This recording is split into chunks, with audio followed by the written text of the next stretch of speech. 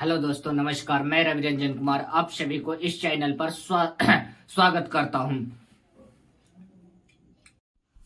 आप सभी को सफल जीवन की मंगल कामना के साथ हम कहना चाहते हैं कि जो हम लोग ज्योमेट्री में ही हम लोग ट्रेंगल के थ्योरी में अगले पार्ट्स को के तरफ आगे बढ़ रहे हैं। इस पार्ट में हम लोग ट्रेंगल की थ्योरी में कंप्लीट इस टाइप्स के थ्योरी से रूबरू होंगे जिसमें कि डायरेक्ट क्वेश्चन पर इफेक्टिव हल होता है। डायरेक्ट इफेक्टिव डालेगा उस टाइप के क्वेश्चन उस टाइप के हम लोग थ्योरी पर आज डिस्कस कर रहे हैं। तो चलिए आप लोग थ्योरी को ध्यान से देखिए और जितना से जितना हो चैनल से जुड़िए और सब्सक्राइब कीजिए ताकि हम लोग को तैयारी में आगे बढ़ने में सहायता मिल सके। तो चलिए देखिए हम लोग आज चालू कर रहे हैं ट्रायंगल्स का ही एक पार्ट से, सिमिलर ट्रायंगल।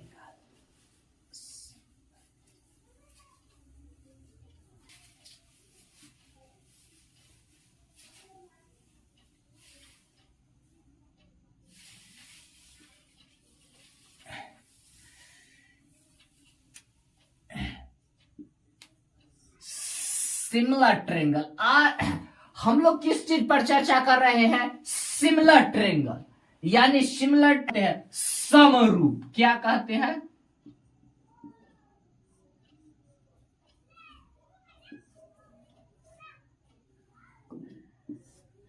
इसको हम लोग क्या कहते हैं? समरूप त्रिभुज। क्या कहते हैं? समरूप त्रिभुज जो देखने में समान हो उसको क्या कहते हैं? समरूप त्रिभुज। तो देखिए समरूप त्रिभुज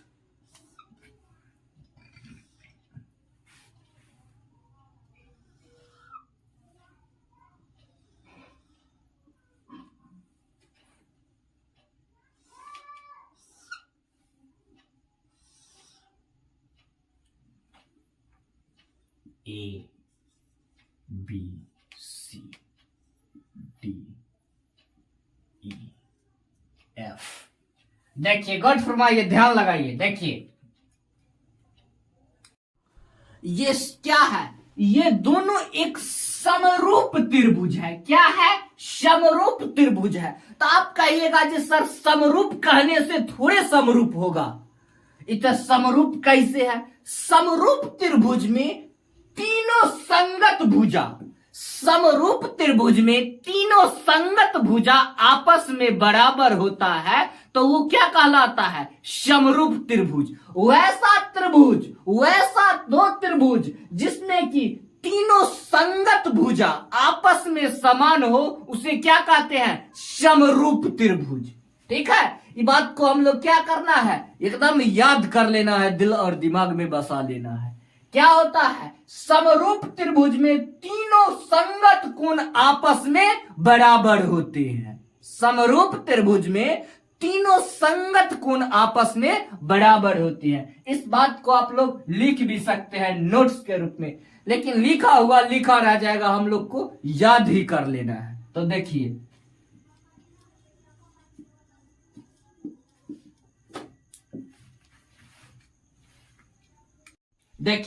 वैसा त्रिभुज जिसके तीनों संगत कोण आपस में बराबर हो वह समरूप त्रिभुज कहलाएगा।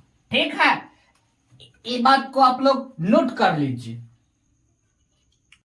ये बात को भी ध्यान में रखिएगा, समरूप त्रिभुज में संगत भुजा के रेशियो आपस में हमेशा बराबर होगा। समरूप उस कंडीशन में भी हो सकता है जिसमें संगत भुजा के रेशियो आपस में अगर समान हो तो उसको हम लोग क्या कहेंगे? समरूप त्रिभुज कहेंगे। ठीक है, संगत भुजा के रेशियो आपस में समान एवं बीच भी समान होना चाहिए। ठीक है, नोट कर लीजिए।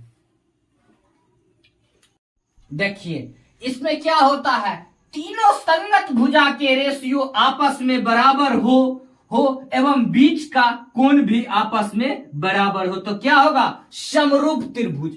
अब समरूप त्रिभुज का आप लोग कंडीशन देखिए। क्या समरूप त्रिभुज के condition?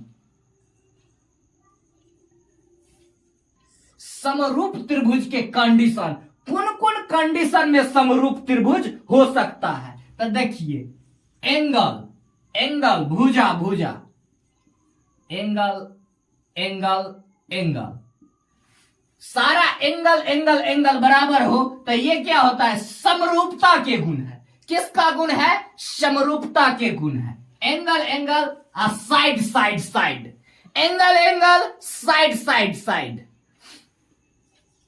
Side side side, angle angle, side side side, ये सब किसका पहचान है? समरूप त्रिभुज के पहचान है। एगो और होता है, देखिए angle side, angle side, side angle side. अमूमन ये तीन गो ही क्या है? समरूप त्रिभुज के पहचान। एक और भी होता है लेकिन वो उतना मैटर न कर रहा है। यही तीनों अक्सर हम लोग को याद रखना है। Angle angle angle, side side side, side angle side, ये सब क्या है? समरूप त्रिभुज का पहचान है। ठीक है, तो चलिए हम लोग आगे बढ़ते हैं।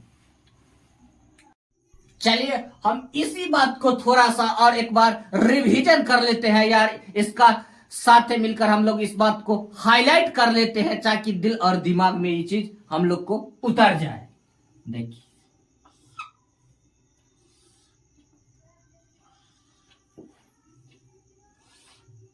D E F, ठीक है, ये क्या है? आपस में समरूप है, आपस में बराबर है, आपस में क्या है? समरूप है। ठीक है, आपस में ये क्या है? समरूप है। तो क्या हो जाएगा? ई एंगल क्या हो जाएगा? एंगल ए, एंगल ए और एंगल डी, ई एंगल और ई एंगल आपस में क्या हो जाएगा? बराबर। तो हम लोग इसको क्या लिख सकते हैं? देखिए एंगल ए बराबर एंगल डी, ठीक है। इसको भी हम लिख सकते हैं, ये देखिए एंगल बी बराबर एंगल ई, एंगल बी बराबर एंगल ई। क्या लिखेंगे? एंगल बी बराबर एंगल ई, ठीक है। अब हम लिख सकते हैं एंगल सी बराबर एंगल एफ, एंगल सी बराबर एंगल एफ, ठीक है। इसको इधर ऐसे भी इसको हम लिख सकते हैं एंगल ए बी बराबर एंगल ए बी बट्टे angle A D, angle D E, angle A B. या देखिए ध्यान दीजिए, हम इसको लिख सकते हैं एंगल ए बी बट्टे angle D E, angle D E बराबर में हम लोग क्या लिख सकते हैं? एंगल ए सी बट्टे angle D F, angle A C, angle E angle और ई एंगल आपस में बराबर है, एंगल ए सी बट्टे एंगल डी एफ, ठीक है। अब बराबर में हम लिख सकते हैं angle B C, angle E angle, angle B C बटे angle E F, angle B C बटे ई एफ, ठीक है।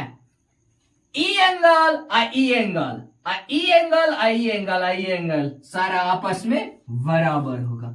ये सब किसका पहचान है? समरूपता का पहचान है। किसका पहचान है? समरूपता का पहचान है, ठीक है। नोट कर लीजिए। हम लोग इस सब को क्या है? माइंड में रिकॉल करना है, ध्यान रखना है। सब सारा क्वेश्चन बनाने के तहत हम लोग को काम आएगा। ध्यान दीजिए, ये त्रिभुज में डी ई एफ क्या है? इस शीर्ष बिंदु से इस पर एगो भुजा पर लंब है, ठीक है, एम। ये क्या है? इसका क्या है? मध्य बिंदु ओ, यहां पर, ठीक है। ये मध्य बिंदु ओ है, ठीक है। और यहां देखिए यह शीर्ष बिंदु से गो लंब है एन। इसका मध्य बिंदु क्या है? इसका मध्य बिंदु पी, ठीक है। दोनों आपस में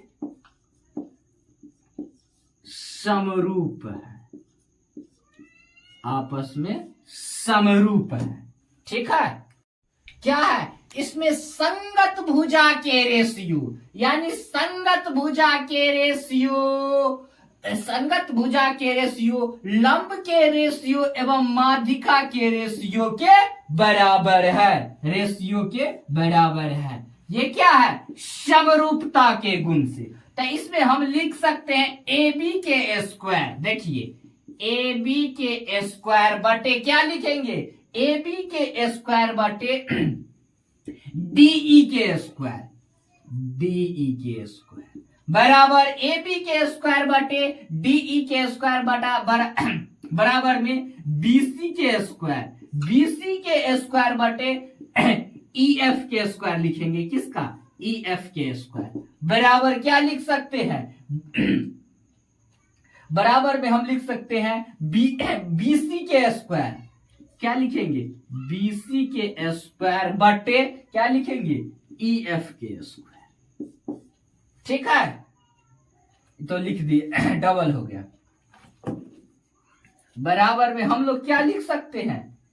एएम, एएम क्या लिख सकते हैं हम लोग? एएम के स्क्वायर बटे क्या लिखेंगे? एएम के स्क्वायर बटे डीएन के स्क्वायर। ठीक है, बराबर में क्या होगा? एओ के स्क्वायर बटे एओ के स्क्वायर बटे डीपी के स्क्वायर। किसका स्क्वायर? डीपी के स्क्वायर। ठीक है, संगत भुजा के रेशियो लंब के रेशियो आपस में, यानी इस संगत भुजा के रेशियो लंब के रेशियो आपस में क्या होगा? बराबर होगा, आपस में बराबर होगा। ठीक है, आगे बढ़ते हैं। देखिए हम लोग लिख सकते हैं त्रिभुज। देखिए ई त्रिभुज के, देखिए ई त्रिभुज के एरिया, ई त्रिभुज के एरिया आपस में बराबर होगा। लिख सकते हैं त्रिभुज A B C area, area त्रिभुज ए बी सी, त्रिभुज बटे त्रिभुज एरिया त्रिभुज डीईएफ के, डीईएफ के एरिया। ठीक है, इसको आप लोग नोट कर लीजिए। देखिए ध्यान दीजिए, ध्यान लगाइए, आराम से एकदम तसल्ली से हम लोग चलेंगे। ए बी सी समरूप त्रिभुज, डी ई एफ, ये क्या है? शीर्ष बिंदु से क्या है? डाला गया लंब एम। ये क्या हो गया? ये मध्य बिंदु क्या है? ओ है। ठीक है, इसका इस शीर्ष बिंदु क्या हो गया? शीर्ष बिंदु से भुजा पर लंब डाला गया, ये क्या हो जाएगा? एन। क्या हो गया? ये शंकु। ये मध्य बिंदु, ये क्या हो गया है? मध्य बिंदु क्या है इसका? पी। ठीक है, इसका मध्य बिंदु क्या है? पी। ये आपस में समरूप है, आपस में समरूप है, समरूप त्रिभुज। ठीक है, ये आपस में समरूप त्रिभुज है। तो इसका हम एरिया कैसे लिख सकते हैं? देखिए इसका हम एरिया लिख सकते हैं त्रिभुज ए बी सी, त्रिभुज ए बी सी बटे क्या लिख सकते हैं? त्रिभुज डीईएफ, त्रिभुज डीईएफ। ठीक है, इन दोनों का एरिया आपस में समरूप होगा। ठीक है, चाहे इसको हम लोग ऐसे भी लिख सकते हैं, यहां ध्यान दीजिएगा। देखिए ई भुजा ए बी, ई भुजा ए डी दोनों आपस में बराबर हो जाएगा। तो हम इसको क्या लिख सकते हैं? ए बी बटे क्या लिखेंगे? डी, ए बी बटे डी, ई भुजा ई भुजा। और फिर हम ई लिख सकते हैं ए सी बटे डी एफ। क्या लिखेंगे? ए सी बटे डी एफ, ए सी बटे डी एफ। ठीक है, ए सी बटे डी एफ। अब बराबर में हम लिख सकते हैं बी सी, बी सी बटे ई एफ, ई एफ। ठीक है, क्या लिखेंगे? बी सी बटे ई एफ। ए एम बटे बराबर में ए भुजा बराबर ए एम बटे क्या हो जाएगा, ए एम बटे क्या लिख सकते हैं, ए एम बटे डी एन, क्या ए एम बटे डी एन। अब बराबर में क्या लिख सकते हैं, ए ओ बटे डीपी। ठीक है, नोट कर लीजिए। सारा हम सबको ये सब क्वेश्चन बनाने के दौरान सबका यूज होगा। यूज कहाँ होगा, क्वेश्चन बनाने के दौरान। देखिए ये क्या, सर्वांग सम त्रिभुज क्या होता है, सर्वांग सम, इसमें सारा भुजा आपस में समान होता है। ठीक है, इसमें क्या होता है, सारा भुजा आपस में बराबर होता है। इसमें क्या होता है, ये दोनों त्रिभुज में क्या होता है, बराबर होता है। इसमें सर्वांग सम कब होगा, जब दोनों त्रिभुज में संगत भुजा आपस में बराबर होगा तो क्या होगा, सर्वांग सम। जब दोनों त्रिभुज में संगत भुजा आपस में बराबर तो ये सर्वांग सम होगा। ठीक है, देखिए दोनों त्रिभुज में संगत भुजा आपस में समान होता, सर्वांग सम होगा। दोनों त्रिभुज में संगत भुजा आपस में समान हो तो सर्वांग सम होगा, या दोनों बराबर त्रिभुज को सर्वांग सम कहते हैं। दोनों बराबर त्रिभुज को सर्वांग सम कहते हैं, कुछ भी कह सकते हैं। हालांकि इसका कोई विशेष यूज नहीं होता है, ऐसे ही हम लोग ध्यान में रखते हैं, इसका कोई खास यूज नहीं है। ठीक है, ये देखिए ये क्या है, इन सेंटर यानी अंतः केंद्र, इन सेंटर यानी अंतः केंद्र। ठीक है, ये देखिए ध्यान दीजिए,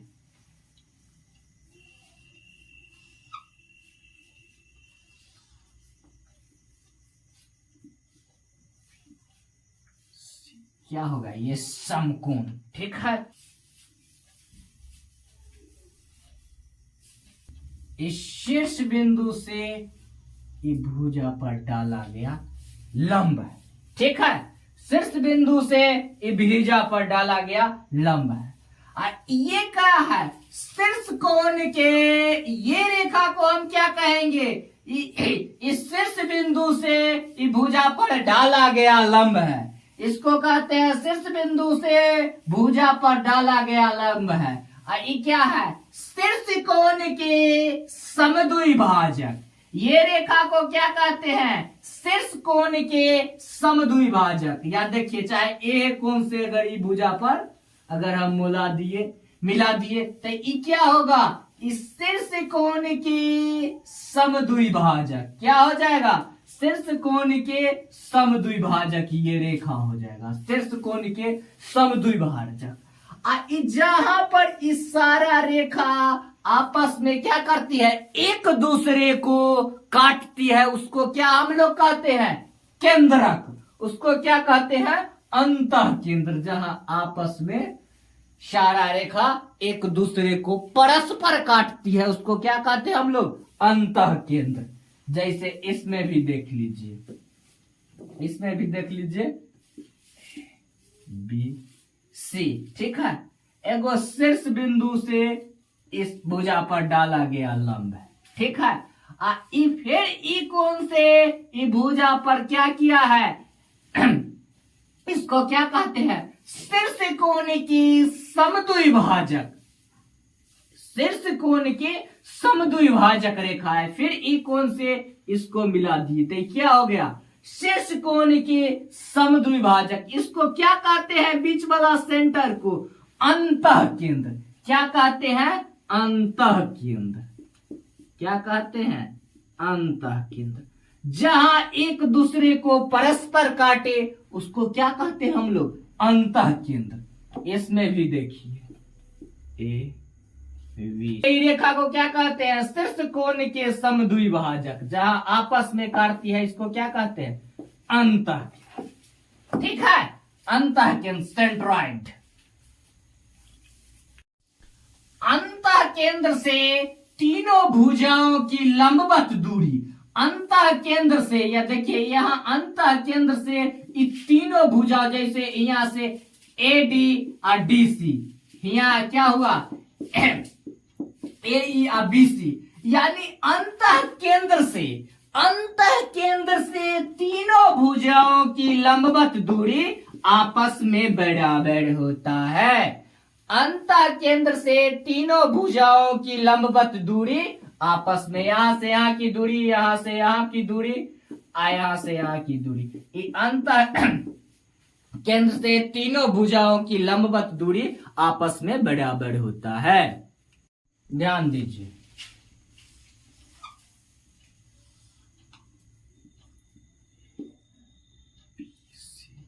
शीर्ष कोण से इस पर भुजा पर एगो डाला गया लंब है, क्या है, शीर्ष कोण से भुजा पर डाला गया, आई क्या है, शीर्ष कोण के समद्विभाजक, यह भी रेखा है शीर्ष कोण के समद्विभाजक, ठीक है। इसको हम लोग क्या कहते हैं, अंतः केंद्र, जिसमें अंतः केंद्र यहां पर आई दिया हुआ है, ठीक है। आई शीर्ष कोण हमको 60 डिग्री दे दिया गया है, ठीक है। इसमें शीर्ष कोण हमको 60 डिग्री दे दिया गया, हमसे पूछता है कोण क्या, BIC बराबर व्हाट, यानी इतना दूर के कोण के मान पूछता है। BIC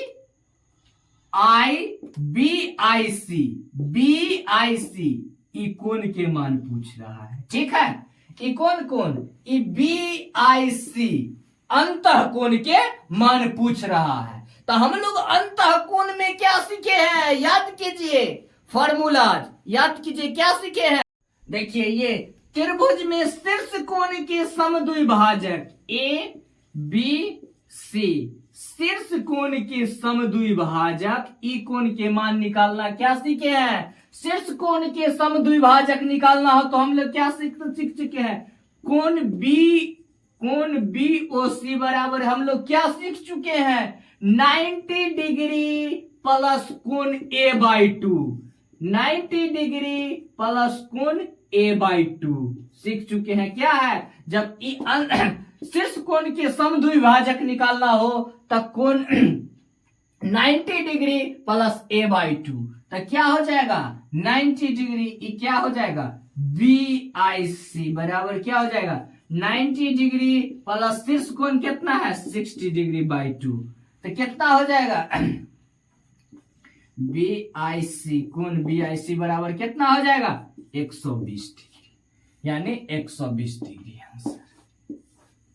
सारा कमाल है थ्योरी का। हम लोग क्या पढ़े हैं, शीर्ष कोण के समद्विभाजक क्या होगा, अंतः कोण, यानी इस अंतः कोण के समद्विभाजक होता है, अंतः कोण के समद्विभाजक होता है 90 डिग्री प्लस A/2, अंतः कोण के समद्विभाजक 90 डिग्री प्लस A/2।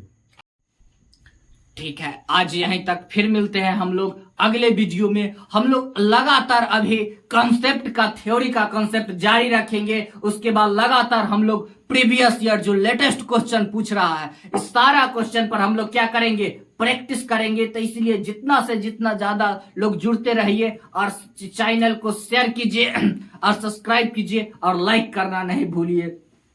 फिर मिलते हैं हम लोग अगले वीडियो में, धन्यवाद।